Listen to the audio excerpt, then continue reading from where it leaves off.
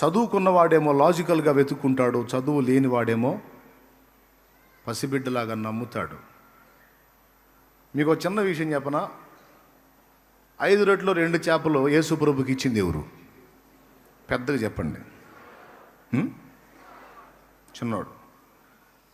అసలు అప్పుడు ప్రసంగం జరిగింది కదా, యేసయ్య వాక్యం చెప్పాడు, అందరు విన్నారు. దేని గురించి చెప్పుంటాడు ఆయన? విశ్వాసాన్ని గురించే చెప్పుంటాడు యేసయ్య. అంతకుమించి ఏం చెబుతాడు?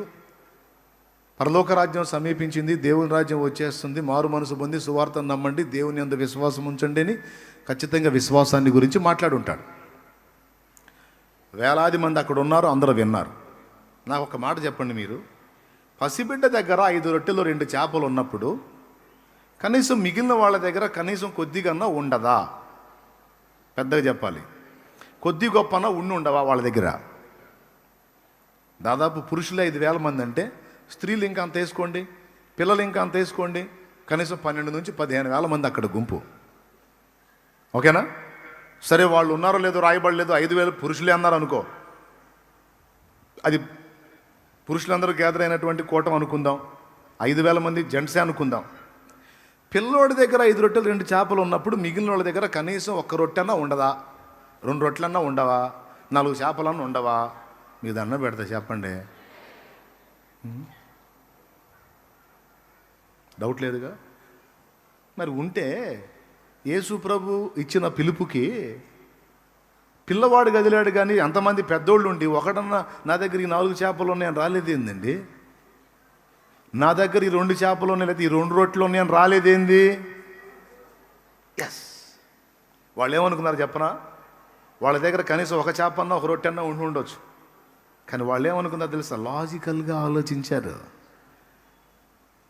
ఆంధ్రేయ ఆలోచిస్తాడు చూడు, అట్లా ఇంతమంది సమూహం ఉన్నారు,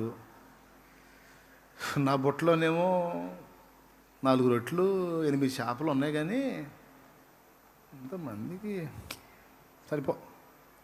ఆయన ఏదో పిలుస్తున్నాడులే, కానీ ఇవన్నీ ఏమోలు కొత్త ఇంతమందికి సరిపోలే అనుకుని ఆ బొట్ట ఓపెన్ చేసి కూడా మళ్ళీ బొట్ట మీద మూత పెట్టేసుకున్నారు.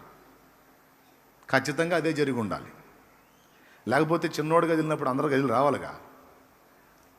అసలు చిన్నోడి కంటే ముందు అప్పటిదాకా వాక్యం విన్న పెద్దోళ్ళు కదలాలి కదా, కదల్లా. కారణం లాజిక్. ఇంతమంది ఉన్నారు, ఇంతమందికి నా దగ్గర ఉన్న 4 చేపలు 8 రొట్టెలు ఏ మూలక అనుకున్నారు. కానీ వాక్యం విన్న పెద్దోళ్ళే కాదు, వాక్యం విన్న పిల్లోడు కూడా ఉన్నాడు. ఆ వాక్యం విన్నంతసేపు వాడు జాగ్రత్తగా విన్నాడు, తిండి తిప్పలు మానుకొని కూడా విన్నాడు. వాడికి చాలా నచ్చినాయి యేసయ్య మాటలో, భలే ముచ్చట అనిపించినాయి. వినటమే కాదు, పసిబిడ్డ కాదు, యేసయ్య చెప్పిన మాట చేయగల సమర్థుడని ఆయన యందు విశ్వాసం ఉంచాడు కాబట్టే వాడి దగ్గర ఉన్న 5 రొట్టెలు 2 చేపలు తీసుకొచ్చి ఆంధ్రేయకు చూపించాడు. ఆయన ఏదో అడుగుతున్నాడు, వీళ్ళకి ఆహారం పెట్టమని, మా అమ్మ నాకు ఇచ్చింది, వచ్చేటప్పుడు తీసుకెళ్ళి తినరా అని. నేను ఆయన మాటల్లో పడి తినలేదు, తిందామని ఆ బుట్ట దగ్గరికి పోయాను. ఆయన పిలిచాడు, మీ దగ్గర ఆహారం ఉందా అని. మరి నా దగ్గర ఇవి ఉన్నాయి, ఆయనకి ఇస్తే పెడతాడుగా అందరికీ అన్నాడు. అప్పుడు ఆంధ్రే ఏమని ఉంటాడు? ఒరే పిల్లోడురా, నీకు తెలియదు ఏం లేదు, ఏ కొద్ది జనం అనుకుంటున్నావు ఏందిరా? ఈ 5 రొట్టెలు 2 చేపలు నీకు ఇచ్చిందిరా మేమ్మ, నీకే జాలవి, ఇంతమందికి ఎట సరిపోతారా అనుంటాడు ముందు. వాళ్ళిద్దరి సంభాషణ నేను విన్నాడు. ఏమిటి అక్కడ అన్నాడు, ప్రభువా ఏం లేదులే, కానీ అడిగావు కదా ఏమైనా ఉందా అని, వీడి దగ్గర 5 రొట్టెలు 2 చేపలు ఉన్నాయి, కానీ ఇంతమంది సమూహానికి ఇవి ఏమాత్రం అని అన్నాడు. దా అన్నాడు యేసయ్య. చిన్నోడు ఆ బుట్ట తీసుకొని వచ్చాడు. మా అమ్మ ఇచ్చింది యేసయ్య 5 రొట్టెలు 2 చేపలు. యేసయ్య అన్నాడు వాడిని, రే ఇంతమంది సమూహాన్ని చూసావు కదా నాన్న, ఇట్లా ఎత్తుకుంటుందా అని వాడిని ఎత్తుకొని, చూడు ఎంతమంది జనం ఉన్నారు, నువ్వు ఇది తెచ్చావు, ఏ మూలకు వచ్చిందిరా ఇది అన్నాడా? ఇంతమందిలో విశ్వాసము గలవాడు ఎవడని చూస్తే ఆ చిన్నోడు వచ్చాడు బయటికి. అందరి దగ్గర ఉన్నాయి కానీ తెచ్చి ముందు పెట్టలే ఆయన ముందు. ఆ చిన్నోడు విశ్వాసాన్ని కనబరిచాడు. ఏమన్నా తెలుసా, ఇవి నేను ఆయనకి ఇస్తే వీటిని అవసరమైతే ఎంతమంది కడుపులు నింపటానికి ఆయన శక్తి గలవాడు. అది చేస్తాడో ఇంకొకటి చేస్తాడో ఏమైనా చేస్తాడు. ఆయన అడిగాడు, నేను ఇస్తా అంతే, నా దగ్గర ఉన్నదే ఇస్తా అని. నా దగ్గర లేని సమకూర్చి ఇస్తాను అనుకోలా, ఉన్నదే తీసుకెళ్ళి ముందు పెట్టాడు. యేసు ప్రభు కూడా మరి ఇంతమందికి ఇయ్యక్కడ్రా అనలా, వాడి విశ్వాసాన్ని చిన్నబుచ్చలా దగ్గర తీసుకొని, నానా ఎంత దానగుణంరా నీది. ఇది బైబిల్లో రియల్గా రాసుందా లేకపోతే ఏదో షోనా? ఇది చూపించినా కూడా కొంతమందికి డౌటే, ఏమో జరిగిందా ఏమో ఏమో ఏం తీసుకొని కొట్టాలో నాకు అర్థం కాదు వీళ్ళని. మళ్ళీ అంటే విశ్వాసనండి, విశ్వాసి తలకాయ నిండా తట్టడి అనుమానం పెట్టుకుని నువ్వు విశ్వాసం ఎట్టవుతావు, పిశాచి అవుతావు. దానికే డౌటు. ఇంకా చెప్పాలంటే పిశాచులు కూడా నమ్ముతాయంట దేవుడిని, మనకంటే అయ్యే నయం అనిపిస్తుంది ఒక్కోసారి. దయ్యములు కూడా దేవుడున్నాడని నమ్మి వణుకుచున్నవి అని ఉంది వాక్యం. ప్రియమైన దేవుని బిడ్డలారా, విశ్వాసం యొక్క గొప్పతనం అది. నా దగ్గర ఉన్నది కొంచెమే, నా ప్రభు చేతికి ఇది ఇస్తే అవసరమైతే ఈ కొంచాన్నే ఉపయోగించి అందరి కడుపులో నింపే దమ్ము యేసయ్యకుందని నమ్మాడు. నీకున్నది కొంచెమే కావచ్చు, అది రవ్వంతే కావచ్చు, దాన్నే విస్తారం చేసి వాడుకుంటాడు నా యేసయ్య. ఆశీర్వదిస్తాడు నువ్వు విశ్వసించగలిగితే. నేను దేవుని పనికి వచ్చినప్పుడు ఇదే పాయింట్తో వచ్చాను. నేను నాకేదో పెద్ద సబ్జెక్ట్ ఉంది, నేను పెద్ద జ్ఞానవంతుడిని, మంచి నైపుణ్యం కలిగిన వాడిని, అన్నీ పొందుకొని వచ్చానని నేను చెప్పలా. నా ప్రభువుని గురించి నాకు తెలిసినంత వరకు నాకున్న జ్ఞానంలో నేను ఇతరులకు ప్రకటిస్తాను అని నడుంగట్టా. దేవుని ముందుకు వచ్చి అదే అడిగా. నా కళ్ళ ముందు నశించిపోతున్నారు, నేను చూస్తూ ఉండలేకపోతున్నా. నువ్వు నీ పనికి పిలుస్తున్నావు కనుక నేను కదులుతున్నా. 5 రొట్టెలు 2 చేపలు తెచ్చిన చిన్నవాడిని ఆశీర్వదించి వాడి దగ్గర ఉన్న 5 రొట్టెలు 2 చేపల్ని అందరి కడుపులో నింపడానికి వాడుకున్నట్టు నాకు నువ్వు ఇచ్చిన దానిలో నుండే నీ ముందుకు తెస్తున్నా. దీనిలో నుంచే నీ బిడ్డలందరికీ తృప్తి కలిగించు తండ్రి అని ప్రార్థన చేస్తాను. హల్లెలూయా, చెప్పు గట్టిగా. నా దేవుడు నమ్మదగిన దేవుడు. చివరికి చూడండి, అందరి కడుపులు నింపి మిగిలిన మొక్కలన్నీ పోగు చేపిస్తే 12 గంపలు మిగిలినాయి అంట. 12 గంపలు. శేషం కూడా మిగిలిచ్చాడు మళ్ళీ చిన్నోడికి. వాడేం చేసుకుంటాడు 12 గంపలు? ఈ మాట ఎందుకు చెప్తున్నానంటే, మిగిలిన వాళ్ళ దగ్గర రొట్టెలు ఉండొచ్చు, చేపలు ఉండొచ్చు, 1 2 ఉండొచ్చు, కానీ ఎవ్వరూ విశ్వసించలా. అప్పటిదాకా విశ్వాసాన్ని కూర్చిన ప్రసంగం విన్నారు, కానీ ఎవరు కూడా దేవుని యందు విశ్వాసం ఉంచిన క్రియ చూపించలా. నేను ఒక మాట చెప్తున్నా, ఒకవేళ ఆ చిన్నోడు కూడా తేడనుకో, అప్పుడు పరిస్థితి ఏంటి? ఒక్కసారి ఊహించండి రివర్స్లో. ఆ చిన్నోడు కూడా తేడు, వాడు కూడా అందరిలాగానే ఓ అబ్బాయి ఇంతమందికి ఎక్కడ అని ఆగాడు అనుకో, అప్పుడు పరిస్థితి ఏంది? దేవుని అద్భుతం అక్కడ ఆగిపోయేది. ఎందుకంటే అవిశ్వాసుల దగ్గర కార్యం జరగదు కదా. ఎంతమందికి అర్థమైంది ఈ ఒక్క ముక్క? దేవుని అద్భుతం అక్కడ ఆగిపోయేది, జరిగేది కాదు.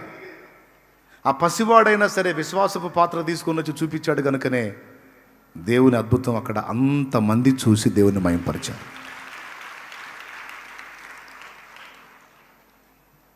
కాబట్టి నేను అందుకే చెబుతాను, చదువుకున్న జ్ఞానవంతుల కంటే చదువు లేనటువంటి మొరట మనుషుల దగ్గర దేవుని కార్యాలు చూస్తాం, పసి బిడ్డల దగ్గర కూడా దేవుని కార్యాలు చూస్తాం.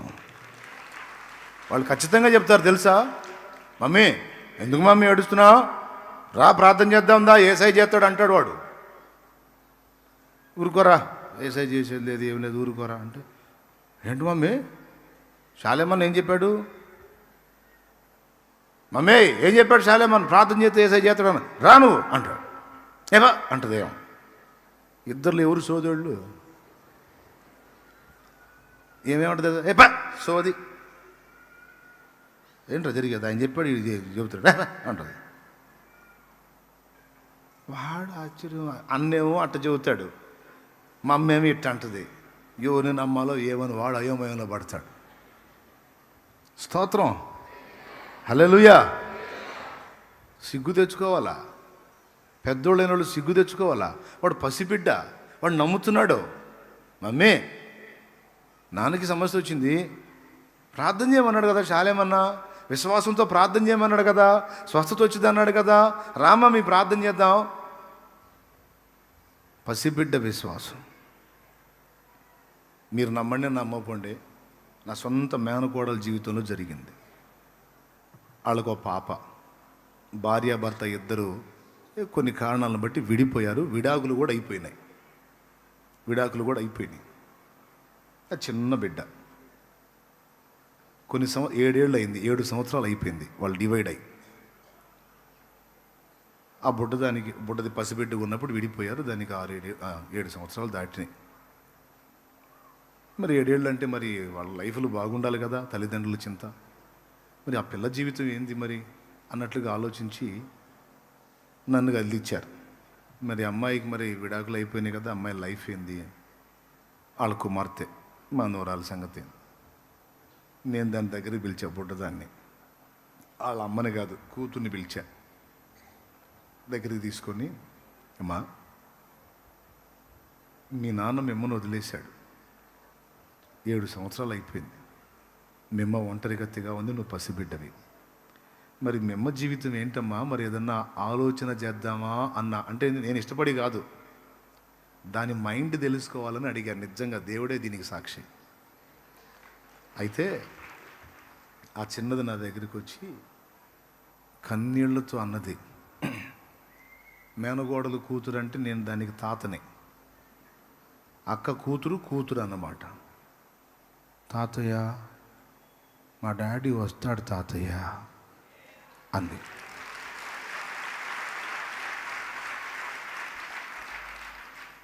ఎట్లా వస్తాడమ్మా, 7 ఏళ్ళు అయింది రాలేదుగా అన్నా. కా తాతయ్య నేను రోజు ప్రార్థన చేస్తున్నా, మా డాడీ వస్తాడు. అది ఎంత జ్ఞానంగా మాట్లాడిందంటే, నాకైతే విశ్వాసం ఉంది తాతయ్య, తెలుగు పదాలు కూడా నత్తి, నాకైతే విశ్వాసం ఉంది తాతయ్య,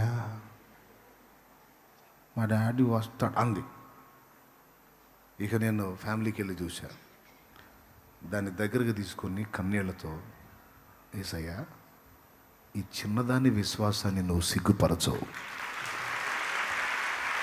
ఈ పసిబిడ్డ వీసుమంతా కూడా లాజిక్ పట్టించుకోకుండా, వీసుమంతా కూడా అనుమానం లేకుండా ఇది పలికిన ఈ మాట నువ్వు విన్నావు, నీ సన్నిధిలో వినబడింది. యేసు నామములో ఇదే జరుగునుగాక అని దాన్ని ముద్దు పెట్టుకొని ఇక ఆ ప్రస్తావన ఇక ఎత్తల. అనతి కాలంలోనే మరి ఆ బిడ్డతో దేవుడు మాట్లాడాడు. ఆ పిల్ల తండ్రితో తను కదిలించబడి భార్యాభర్తలు ఇద్దరు వచ్చి మాట్లాడుకొని కలుసుకొని, ఇప్పుడు ఏం జరిగిందో తెలుసా, ఆయన మారు మనసు పొంది బాప్తిస్మం పొంది నా దగ్గర పరిచారకుడు అయ్యాడు. ఆయన నాకు సహకారిగా మారాడు. అంతేకాదు ఇది ఇంకో పని కూడా చేసింది. ఈ పుట్టది తల్లిదండ్రిని కలపమని ప్రార్థన చేసింది. వాళ్ళిద్దరు 7 సంవత్సరాల తర్వాత తిరిగి ఒక కుటుంబంగా చేర్చబడితే నాకు ఒక తమ్ముడిని అయ్యా అని కూడా ప్రార్థన చేసిందంట. ఇప్పుడు ఆశీర్వాద పాల్ అనేవాడు పుట్టాడు. నేను ఎందుకు చెప్తున్నానంటే, నా ఫ్యామిలీ మ్యాటర్ని ఉల్లాసంగా చెప్పటం కాదు. జీవితాలు పతనమై, కుటుంబాలు చెల్లాచెదురైపోయి, ప్రయత్నాలు విఫలమైపోయి, మూడుబారిన జీవితాలుగా మారిపోయిన బ్రతుకులు చాలా ఉన్నాయి. పసిబిడ్డ విశ్వాసం. నా మనిషి అని నేను గొప్ప చెప్పుకోవటం కాదు, ఎవరైతేనే పసిబిడ్డ. ఏ కార్యమైనా నా తమ్ముళ్ళారా, నా చెల్లెళ్ళారా, నేను నేర్చుకుంది కూడా అదే. నాకు అసాధ్యమే కానీ నా దేవునికి అసాధ్యమైంది ఏది లేదు.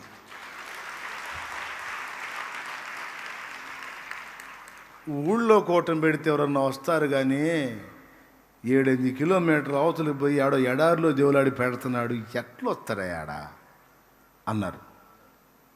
మన పరిచారకులు కూడా కొంతమందికి డౌటే.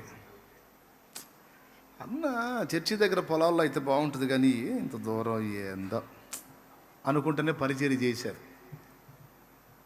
తర్వాత ఇక బస్సులు, ట్రాక్టర్లు, లారీలు, టాటా ఏసీలు, కార్లు, జీపులు, బైకులు వస్తా వస్తా వస్తా పందిళ్ళన్నీ నిండిపోతే ఒకళ్ళు చూసుకుంటున్నారు. దేవుని ఇప్పుడు నేను నమ్ముతా అంతే, నేను నమ్ముతానండి. నేను సోది ప్రశ్నలు లేను దేవుణ్ణి. అట్ట జరిగిద్ది, ఇది ఎట్ట జరిగిద్ది, కష్టమేమో, ఈ డౌట్లే ఉండవు. అట్టంటోడు నా పక్కన ఉన్నా కూడా చిరాకు పుట్టిద్ది నాకు. తొందరగా ఈయన నా మధ్య నుంచి తీసే ప్రభు అని ప్రార్థన చేస్తా. ఇక్కడ నుంచి తీసే నాయన, ఈ దరిద్రం అయిపోయింది నాకు, ఈ సండుగుడు గొనుగుడు అని. ఎవరైనా సరే ఇది ఎట్ట జరిగింది, అట్ట జరిగింది, ఎట్ట జరిగిద్దని ఏదో పనికి మళ్ళీ అవిశ్వాసం మాటలు మాట్లాడితే చిరాకు నాకు.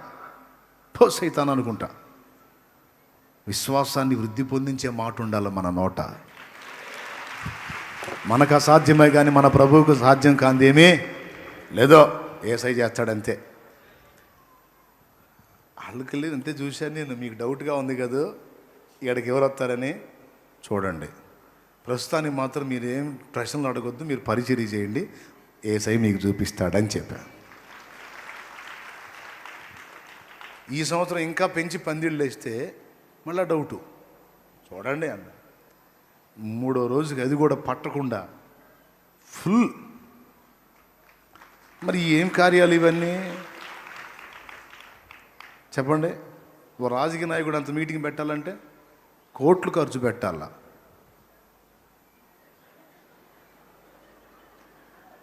Biryani packet 500, biryani packet 500,